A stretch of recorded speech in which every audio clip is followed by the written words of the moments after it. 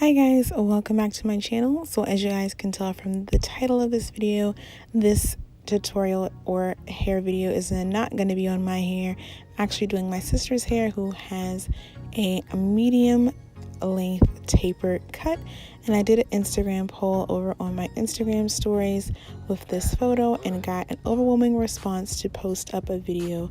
But before we even get started, disclaimer, I actually was doing her hair and did not have my tripod to set up to do a full tutorial, so I'm going to be just sharing the tips and some video clips from the process on how I get a great set on her hair.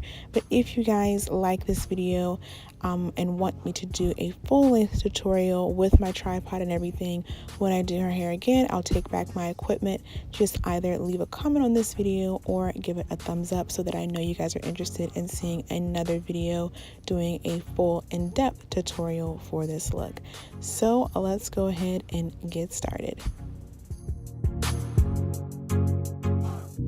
So first things first, a huge tip if you're going to be doing a perm rod set on your hair, whether your hair is cut into a style like this or just is in layers and naturally, I make sure to have multiple sizes of perm rods available because there are some areas, maybe around the hairline or the nape area, that are going to be shorter versus longer. So definitely having a variety of sizes is super helpful for doing this style.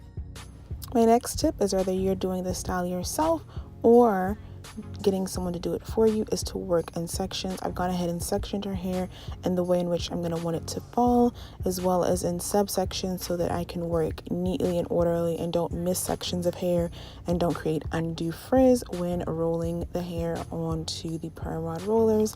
Because this is a sleek, smooth style, you want to make sure you use a styling product that's formulated to give you good results for heat styling. So I'm using a setting foam. I see a lot of videos of people using creamy puddings and things like that, which are not actually formulated to be put under a dryer and come out super defined and nice and light and with shine. So I highly recommend using a styling foam, not other styling products. Okay, and now on to rolling the actual perm rods. As you guys can see, I'm able to work nice and neatly because of the sections I've created.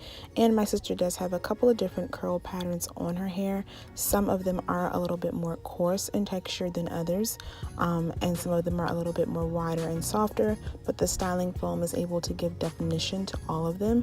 I highly recommend saturating the hair with styling foam, and because this is a lightweight styler that's formulated to dry quickly, you still don't have to worry about staying under the dryer forever. Her hair at this point was already pretty much damp, so I'm just adding moisture to the hair and coating it in the styling foam and making sure it's very smooth and detangled both with my fingers and a Denman brush after this step.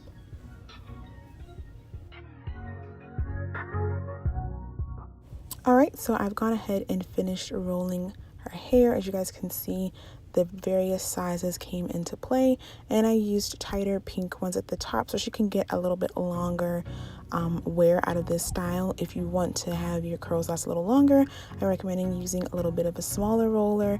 If you don't mind restyling a little sooner, you can use bigger ones.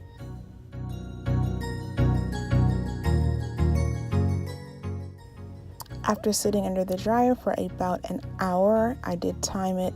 I went ahead and took all the rollers out. Actually, it might have been closer to 40 minutes under the dryer instead of a full hour. And this for me is not where I stop. I like to from there add a shine serum and then go ahead and start separating and fluffing the curls apart like this. So I'm just taking the curl, separating it, then twisting it in the direction in which it was rolled, but separating them so that they don't have this hard curl look. That's just not something that I think is as aesthetically pleasing.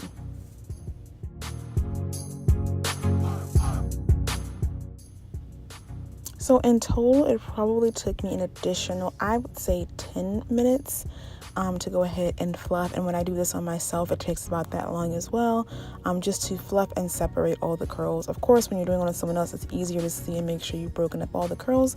But if you're doing this on yourself, just feel for where the curls are still kind of clumped together instead of fluffed apart. And then I go ahead and use the little Luxe Therapy scalp pick to add even more volume and fluff. And that's it, guys. Thanks for watching and see you in the next video. Bye.